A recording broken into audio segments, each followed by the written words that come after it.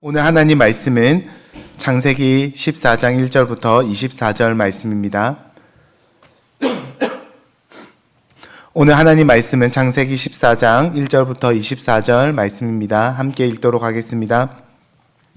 당시에 시날 왕 아므라벨과 엘라살 왕 아리옥과 엘람 왕 그돌라오멜과 고임 왕 디달이 소돔 왕 베라와 고모라 왕 비르사와 아드마 왕 시납과 스보임 왕 세메벨과 벨라 곧 소알 왕과 싸우니라. 이들이 다 시딤 골짜기 곧 지금의 여매에 모였더라. 이들이 12년 동안 그돌라오멜을 섬기다가 제13년에 배반한지라. 제14년에 그돌라오멜과 그와 함께한 왕들이 나와서 아스드로 가르나임가에서 르바 족속을, 함에서 수스 족속을, 샤웨 기달라임에서 엠 족속을 치고 호리 족속을 그 산 세일에서 쳐서 광야 근방 엘바난까지 이르렀으며 그들이 돌이켜 엘미스밭 곧 가데스에 이르러 아멜렉 족속의 온 땅과 하사손 다말에 사는 아모리 족속을 친지라. 소돔 왕과 고모라 왕과 아드마 왕과 스모임 왕과 곧 벨라 곧 소알 왕이 나와서 시딤 골짜기에서 그들과 전쟁을 하기 위하여 진을 쳤더니 엘람 왕 그돌라오멜과 고임 왕 디달과 시날 왕 아므라벨과 엘라사 왕 아리옥 네 왕이 곧 그 5 왕과 맞서니라. 시딤 골짜기에는 역청 구덩이가 많은지라. 소돔 왕과 고모라 왕이 달아날 때에 그들이 거기서 빠지고 그 나머지는 산으로 도망하매 네 왕이 소돔과 고모라의 모든 재물과 양식을 빼앗아 가고 소돔에 거주하는 아브라함의 조카 롯도 사로잡고 그 재물까지 노략하여 갔더라. 도망한 자가 와서 히브리 사람 아브라함에게 알리니 그때 아브라함이 아모리 족속 마므레의 상수리 숲을 근처에 거주하였더라. 마므레는 에스골의 형제요 또 아넬의 형제라. 이들은 아브라함과 동맹한 사람이더라. 아브라함이 그의 조카가 사로잡혔음을 듣고 집에서 길리고 훈련된 자 318명을 거느리고 단까지 쫓아가서 그와 그의 가신들이 나뉘어 밤에 그들을 쳐부수고 다메섹 왼편 호박까지 쫓아가 모든 빼앗겼던 재물과 자기의 조카 롯과 그의 재물과 또 부녀와 친척을 다 찾아왔더라. 아브라함이 그돌라오멜과 그와 함께한 왕들을 쳐부수고 돌아올 때에 소돔 왕이 샤웨 골짜기 곧 왕의 골짜기로 나와 그를 영접하였고 살렘 왕 멜기세덱이 떡과 포도주를 가지고 나왔으니 그는 지극히 높으신 하나님의 제사장이었더라. 그가 아브라함에게 축복하여 이르되 천지의 주제이시오 지극히 높으신 하나님이여 아브라함에게 복을 주옵소서. 너희 대적을 내 손에 붙이신 지극히 높으신 하나님을 찬송할지로다 하매 아브라함이 그 얻은 것에서 10분의 1을 멜기세덱에게 주었더라. 소돔 왕이 아브라함에게 이르되 사람은 내게 보내고 물품은 너가 가지라. 아브라함이 소돔 왕에게 이르되 천지의 주제이시오 지극히 높으신 하나님 여호와께서 내가 손을 들어 맹세하노니 내 말이 내가 아브라함으로 치부하게 하였다 할까 하여 내게 속한 것은 실 한 오락이나 들 매끈 한 가닥도 내가 가지지 아니하리라. 오직 젊은이들이 먹은 것과 나와 동행한 아넬과 에스골과 마므레의 분깃을 제할지니 그들이 그 분깃을 가질 것이니라. 아멘. 아멘. 오늘 말씀은 하나님께서 아브라함에게 약속한 창세기 12장의 약속이 성취되는 그런 이야기를 우리에게 들려주고 있습니다. 하나님은 아브라함에게 순종을 강요하시는 분만이 아니라 오히려 하나님께서는 아브라함에게 복을 주시고 은혜를 흘려 보내주셔서 아브라함으로 하여금 축복의 통로가 되게 하시는 분이십니다. 창세기 12장 1절부터 2절 말씀에 여호와께서 아브라함에게 이르시되 너는 너의 고향과 친척과 아버지의 집을 떠나 내가 내게 보여줄 땅으로 가라. 내가 너로 큰 민족을 이루고 내게 복을 주어 내 이름을 창대하게 하리니 너는 복이 될지라. 이 약속을 하나님께서 주셨습니다. 하나님은 그에게 복을 주어 이름을 창대하게 하고 그로 인하여 다른 민족이 복을 받게 될 것이다 라는 말씀을 하셨습니다. 사실 아브라함은 다른 지역에서 이사온 작은 부족의 장일 뿐입니다. 하지만 하나님은 그로 하여금 왕들과 싸워서 이기게 하십니다. 뿐만 아니라 그로 인하여서 전쟁 포로로 사로잡혀 갔던 자들이 복을 누리고 그의 이름이 다른 왕들처럼 높아지게 된 것을 오늘 본문을 통해서 볼 수 있습니다. 이를 통해서 우리가 알 수 있는 것은 아브라함의 군대가 잘 조직된 군대이다라는 것을 성경이 보여주는 것이 아니라 하나님께서는 자신의 약속을 성취시키시는 분임을 오늘 본문은 보여주고 있습니다. 비록 척박해 보이지만 하나님의 약속을 믿고 약속의 땅에 거한 아브라함은 하나님의 복을 누리고 축복의 통로가 되었습니다. 반면 눈에 보이는 부귀영화와 물질적인 풍요로움을 쫓았던 조카 롯은 자신의 재산과 생명을 잃게 될 뻔한 그런 사실을 성경은 보여주고 있습니다. 11절 말씀을 보시면은 내 왕이 소돔과 고모라의 모든 재물과 양식을 빼앗아 가고 소돔에 거주하는 아브라함의 조카 롯도 사로잡고 그 재물까지 노략하여 갔더라. 롯의 소탐대실한 그런 모습을 보여줍니다.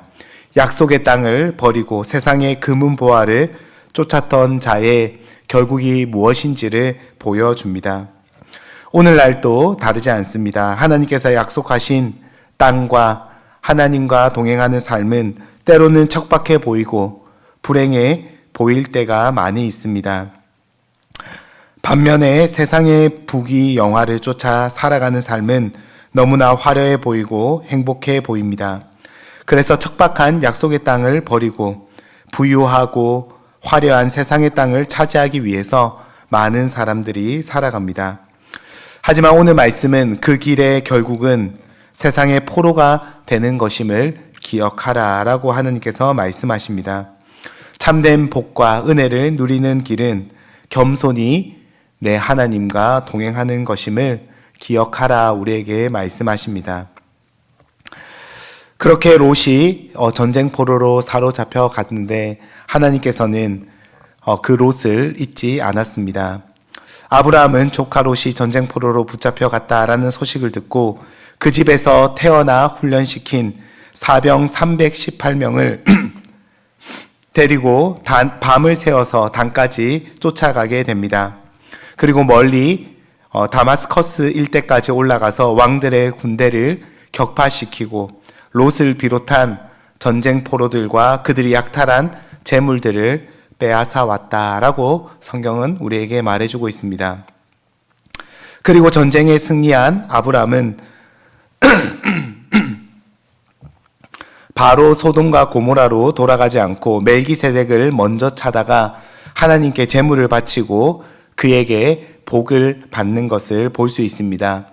여기서 우리는 두 가지 좀 이상한 점을 발견하게 됩니다. 첫 번째로 아브라함의 이동 경로가 매우 독특합니다. 17절 말씀을 보시면은 아브라함이 그돌라오멜과 그와 함께한 왕들을 쳐부수고 돌아올 때에 소돔 왕이 샤웨 골짜기 곧 왕의 골짜기로 나와 그를 영접하였다라고 그렇게 기록합니다. 우리는 구약의 이스라엘 지형을 잘 모르기 때문에 오늘 본문을 보면서 이상한 점을 보통 눈치채지 못합니다. 하지만 이스라엘 지형을 아는 사람들에게 아브라함의 귀한 경로는 매우 독특한 것이 사실입니다. 왜냐하면 해발 760m에 이르는 예루살렘을 일부러 경유해서 소돔으로 가는 길이기 때문입니다. 아브라함이 전쟁에 이긴 후에 당시에 많은 사람들이 다녔던 왕의 대로를 따라서 사해로 가는 흔히 말하는 고속도로가 나 있었습니다. 그 길을 따라서 가게 되면 훨씬 빠르고 쉽게 그렇게 소돔, 고모라, 고향으로 돌아갈 수 있었습니다.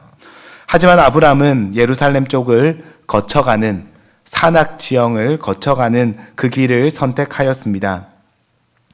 예를 들어서 용인에서 원주로 갈 때에 잘 닦인 영동 고속도로를 타고 가는 것이 가장 효율적이고 당연한 길입니다.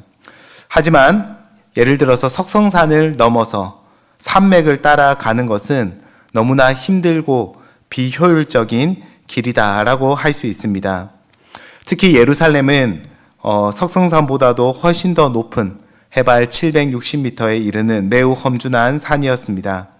그럼에도 불구하고 아브라함은 사람들과 그들의 가축과 재물을 모두 이끌고 산악길을 선택한 것입니다. 우리가 그 이유를 정확하게 다 알 수는 없지만은 본문을 통해서 알 수 있는 유일한 그 이유는 예루살렘에 살고 있었던 살렘 왕 멜기세덱을 만나기 위함임을 우리가 짐작할 수 있습니다. 아브라함은 이 살렘 왕을 만나 그의 축복을 받기 위해서 어떻게 보면은 힘들고 어려운 여정을 선택한 것입니다.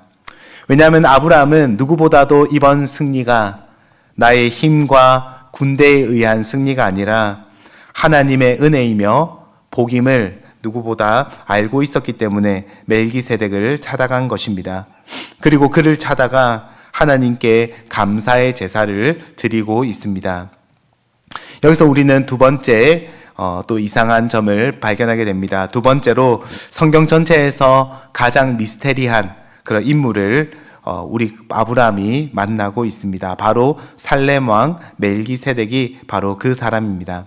살렘은 예루살렘의 옛 지명으로 평화라는 뜻을 가지고 있습니다. 그렇다면 이 멜기세덱은 어떤 인물입니까? 멜기세덱은 오늘 18절 말씀에 따르면은 지극히 높으신 하나님의 제사장이다 라고 그렇게 기록하고 있습니다.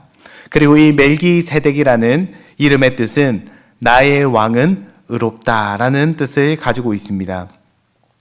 그가 살고 있었던 살렘 왕 그리고 멜기세덱이라는 그런 이름을 합쳐보면은 그는 공의의 왕이자 평화의 왕이라고 할 수 있습니다. 그리고 성경에 기록된 첫 번째 제사장이며 아브라함의 제사장이었다. 믿음의 조상이었던 아브라함의 제사장이었다라는 사실을 성경은 보여줍니다. 히브리서 기자는 이렇게 기록하고 있습니다. 아버지도 없고 어머니도 없고 족보도 없고 시작한 날도 없고 생명의 끝도 없어 하나님의 아들과 닮아서 항상 제사장으로 있는 자다라고 히브리서 기자는 그를 소개하고 있습니다. 그는 왕이자 그리고 제사장이며 그리고 하나님의 뜻을 전하는 선지자였다라고 말할 수 있습니다. 이런 기록을 바탕으로 그를 성육신하기 이전에 그리스도로 그렇게 이해할 수도 있습니다. 멜기세덱은 전리품으로 자기의 배와 소유를 늘린 당대의 다른 왕들과는 다른 모습을 보였습니다. 그는 오히려 자기가 가지고 있는 빵과 포도주를 직접 가지고 나와서 아브라함과 포로들을 대접하는 그런 섬김의 왕이었음을 오늘 본문은 보여주고 있습니다.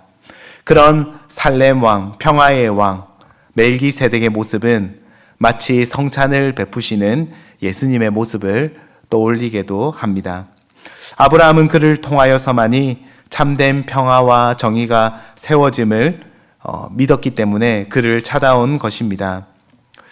우리도 바쁜 일상 가운데 주님을 기억하고 또 주님께 감사하는 항상 모든 일을 시작할 때 그리고 마칠 때 주님을 기억하는 삶을 살아가야 한다라는 것을 오늘 본문이 보여주고 있습니다. 말씀을 맺기 원합니다. 아브라함에게도 제사장이 있었습니다. 인생의 가장 중요한 순간에 아브라함은 멜기세덱을 찾아왔습니다. 그리고 전쟁이 마치고 피곤하고 지쳤지만 그때에 그를 찾아가 감사드리며 하나님의 복을 다시 받는 은혜의 선순환, 축복의 선순환을 이루는 삶을 살았음을 오늘 본문은 보여주고 있습니다. 우리도 하루하루 매우 분주하고 바쁜 삶을 살아갑니다. 그렇게 살다 보면은 평화의 왕이시자 우리의 삶을 통치하시는 그리스도를 잊어버리고 살아갈 때도 많이 있습니다. 하지만 오늘 본문은 그런 바쁘고 분주한 우리의 일상 가운데서도 우리의 왕이시며 평화의 왕이시며 우리를 축복하시는 하나님께로 인도하시는 예수 그리스도를 중심에 두어라 라고 오늘 본문은 우리에게 말해주고 있습니다. 중요한 일을 앞두고 주님께 그 일을 맡겨드리고 그리고 모든 일을 마친 후에 이것이 나의 공로가 아니라 하나님의 은혜임을 고백하는 삶을 살기 원합니다. 우리의 삶이 내 것이 아니라 주님의 것임을 고백할 때에 우리 인생의 무거운 짐을 내려놓을 수 있고 또 하나님께서 주시는 은혜를 누릴 수 있는 것입니다. 오늘 또 우리와 동행하시는 평화의 왕이시며 우리를 사랑하시는 그런 은혜를 베풀어 주시는 예수 그리스도를 다시 한 번 더 기억하며 오늘 하루 그 주님과 겸손히 동행하는 저와 여러분이 되시기를 주님의 이름으로 축복합니다. 기도하도록 하겠습니다. 하나님 아버지, 바쁘고 분주한 일상 가운데서 하나님을 잊어버리고 살아갈 때가 많이 있습니다. 그럴 때에 다시 한 번 더 내 인생이 내 것이 아니라 주님의 것임을 기억하는 우리의 삶이 되게 하여 주시옵소서. 주님께 우리의 무거운 짐을 맡겨드리고 또 주님과 동행하며 주님의 짐을 짊어지는 저희들 되게 하여 주시옵소서. 그래서 어제보다 오늘 예수님을 더 닮은 삶을 살게 하시고 오늘보다 내일 더 사랑하는 그리고 정의를 실천하는 삶을 살게 하여 주시옵소서. 오늘 하루 겸손히 주님과 동행하며 주님의 은혜를 구하며 살아가는 저희들 되게 하여 주옵소서. 예수님의 이름으로 기도드립니다. 아멘.